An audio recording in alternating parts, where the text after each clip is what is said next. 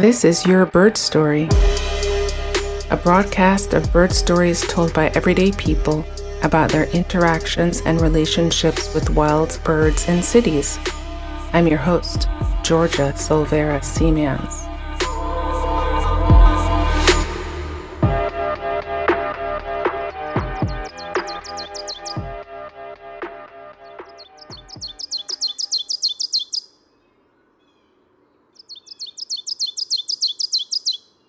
Welcome to another episode of Your Bird Story podcast. I am outside in Washington Square Park with two people who I'm going to ask to introduce themselves. I'm Ted Gasho. I'm Tatiana Ginsberg. Tatiana and Ted have been doing bird counts in the park on a schedule as part of the wildlife survey here in Washington Square Park. And it's my pleasure to talk with them about their experiences. So I'm going to start off with Tatiana and ask, why did you say yes to this volunteer opportunity? That's a good question. I think we said yes, or I should speak for myself, but I said yes because I think it's a great project that you and Loyanne have been doing to track the wildlife in the park. Knowing that somebody is tracking all of it makes me feel kind of positive for the neighborhood, that we are kind of paying attention to not just the human aspects of the city, but the animal aspects. And I was very impressed to know that you guys were doing this for so long. So when you were looking for help or other volunteers to do it, we thought it would be nice. I'm always looking at the birds anyway, and it seems nice that can be put to some good use. I'm not actually sure how you guys use the data exactly, but if it can help the birds and if it can help maybe change the park to be a little more bird friendly, then that it would be really gratifying. On an annual basis, we submit a report to New York City Parks, the Natural Resources Group, and Loyanne is really the data head, and she does a really wonderful job with statistics. And then we make recommendations to the Parks Department in terms of changes that could be made in vegetation. So we shall see what comes of those recommendations. Your bird song in my head. I wanted to ask about some of your favorite experiences while doing the survey. The survey's funny because it gives a sort of rigor to your bird watching. We walk a regular pattern. We're sort of examining the canopy of trees, the midsection, and the ground. And so things become interesting that I don't usually notice when I'm looking at birds in the park. For example, there's this kind of anxiety, like, why aren't we seeing any birds? And then suddenly we'll hear birds, maybe not in the section we're in, but I've noticed, for example, that the blue jays come a little after we've started. Like, the birds here are not as early as the bird surveyors, and they land in the corner and you can hear them, and they slowly work their way across the park, and then the robins tend to come after, and they gather in the same trees on the southwest corner, and it's sort of like they get together as a group and then go out and work the park. And that's something I would never have noticed. That's a really great observation, and now that you said it, I do realize that the actual count starts before the birds are more lively in this park. It's nice to be here in the morning because the birds can be the loudest sound, and you really feel it more as a natural place and not as a human playground. Yeah, I think the birds maybe are not as eager as we are about getting out. Especially in the winter. You find the squirrels are all still asleep in the trees or curled up or something like that. But I think that's a very good point, though, that it really makes you aware of kind of what is happening on the natural level in the park, and that you get more attuned to it because you're surveying, because you're not just looking kind of for pleasure or interest. And I think one of the things that I really like about it is that I tend, when we're here just looking at birds, to get excited about an unusual bird or something that's kind of like flashy or something that's like, the thing of the moment, oh, the thrushes are here, or, whatever it is. And the survey makes me really appreciate all the animals that are here all the time. Sometimes you can be like, oh, there's a lot of pigeons, but then when you count them, you have a sense of how many pigeons really are here all the time. And the hawks and the robins, all the birds that you see a lot. It makes me more aware of the life of the park and the animals that call it home, as opposed to the animals that are coming through, migrating. It's nice to sort of see both of those sides a little bit more.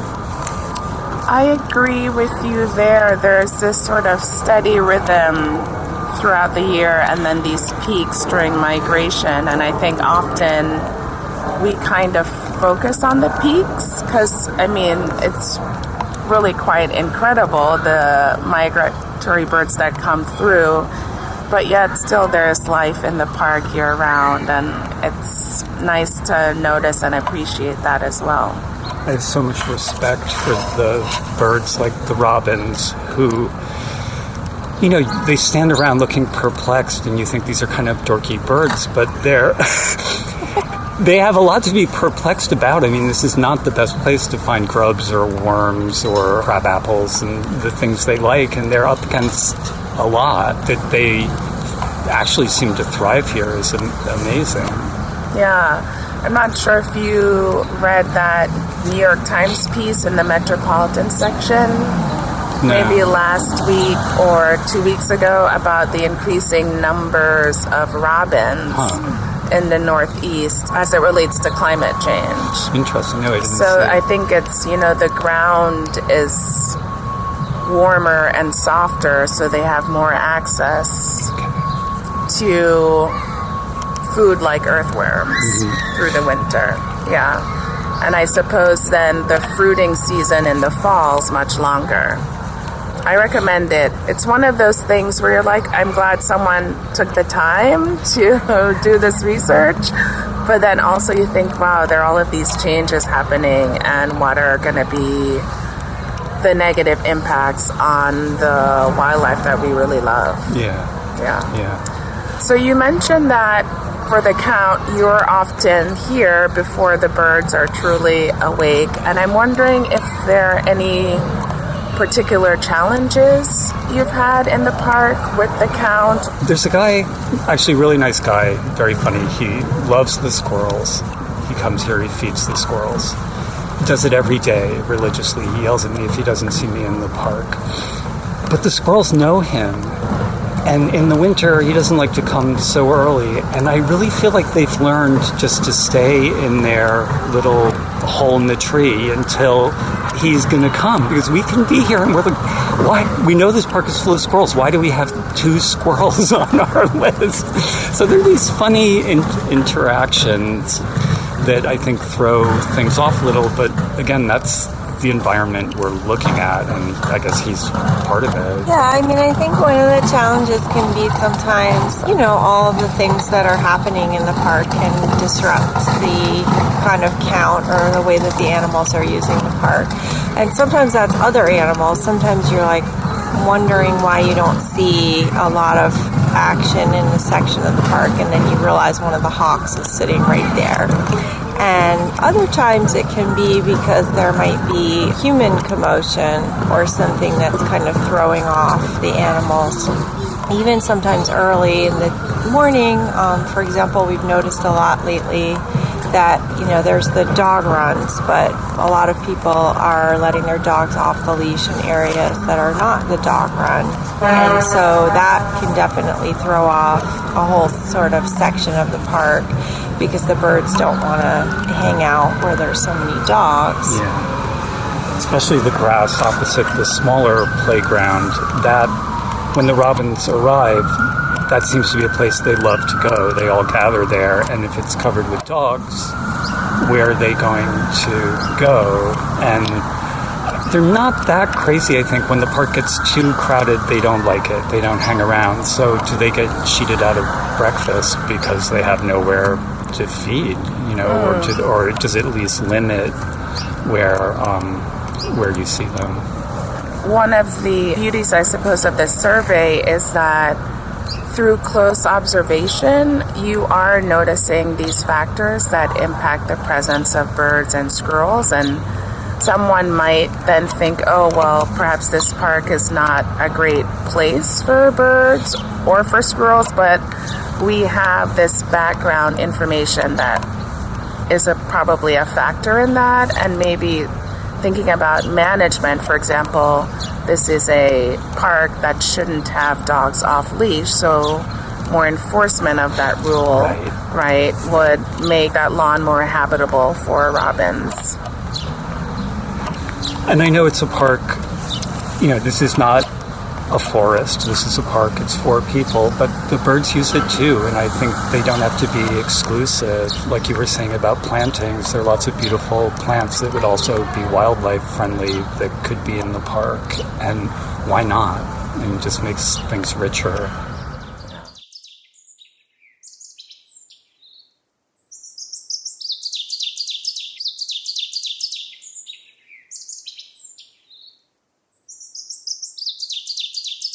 What species are you looking forward to seeing as we get into spring migration? Well, I'm always a fan of the warblers. I just get so excited when we start to see, the warblers and coming through. That always kind of makes me feel like it's really spring. And of course, it's wonderful to see the daffodils coming up now and all of that. But I'm sort of wondering, what of the bird life will sort of start to come through. I mean, I've seen some birds here for the first time, birds I've never seen anywhere else. Like I saw a meadowlark last year, we saw the scarlet tanager. I've seen birds, I still don't know what they were. One thing I like about the migrating birds is sometimes they are not at all shy around people. I don't know if it's because they're not used to people, but because the park is small and the birds are in limited places, you can get a really good look at some of these birds. So, for example, the blue-gray gnatcatcher is a bird that I've seen at a distance. I've heard, I know it's there, but I've never really gotten a good look at a blue-gray gnatcatcher. And they do come through sometimes, so that's a bird I would love to see. The worm-eating warbler. When we see the ovenbird, it's like a holiday for us. It's like first ovenbird of the season because we like the ovenbird's walk. I mean, it's just little things like that just are really encouraging and helpful. And they really can make your day, especially kind of right now when the season is so changeable. One day it's cold, one day it's wet, and the next day it's a little warm. When you sort of see some of the animals starting to change and come through, and you see the animals' behavior change a little bit too. What are they doing? Are they building nests? Are they using the park differently? Well, even what are they doing? I mean, it's amazing that these birds literally drop out of the sky during migration right here. I mean, you could see practically any bird that you can see. I mean, you're not going to see an ostrich, but you can see practically any bird that passes through here, and that's remarkable. I mean, we've seen a cuckoo, something I didn't expect to see here, that I think was sort of stunned, just sitting on the ground, and we just sort of sat with it for a while. It's amazing. I really wouldn't have thought that a small patch of green like this could have so much interesting wildlife going on. Yeah, I think that's really true, and I think also doing the count has made me more aware of the bird song, the sounds of the birds, and I'm not great at identifying birds by sound. Ted's much better than I am, but it does kind of tune you in to listen for the birds, and then you see them more because you're listening, so you're sort of working with all your senses in a lot of ways, and I think that's really interesting. And what got us started was really sort of tagging along with you and Loyanne, and you guys know so much and have such good eyes for the birds. I mean, Leanne, I don't even know, like she's getting insider information about the birds. One day I remember she pointed to a tree and said, "Oh, look, it's the great crested flycatcher." And I'm like, she's making this up. I don't even know there is such a bird. Where is she getting this? And sure enough, it's there. It is. That was really a spur to like, oh my gosh, there's so much here that even, we don't notice. And a few years ago, I had written off Washington Square Park as, house sparrows and pigeons. And there's certainly a lot more than that. There are house sparrows and pigeons, but there's a lot of other stuff happening here. Yeah. Well, any last thoughts about the park or the counts that you do? One thing that I was just thinking about as we were talking is that sometimes when we're walking around and, writing down the birds, it's interesting the people who kind of stop and get interested in what you're doing. And sometimes people are kind of curious, they want to know what you're seeing. Sometimes people offer you information, like a guy who's sitting by the chessboards or something tells us one morning, there's you can also go to Van Cortlandt Park, and he's telling us some other really good birding spots. So people are often more curious or kind of engaged than I would have thought. I mean, so there's certain people who are just looking at you like you're crazy. What are you doing walking around slowly writing things down? And other people are curious as to what you might see, stop and kind of ask you what you've seen. That's kind of always interesting to me. Yeah, there are a lot of people in the park who like to talk, and that can be a kind of impediment to getting it done. And sometimes it's interesting, and other times it slows you down. There is that sort of, you want to engage, but you're on the transect, so you have to, it's a trade-off. Well, I thank you both so much for being volunteers and for agreeing to be interviewed again for the podcast. And it's still raining right now. I really appreciate you standing in the rain with me. Thank you both, Tatiana and Ted. Absolutely.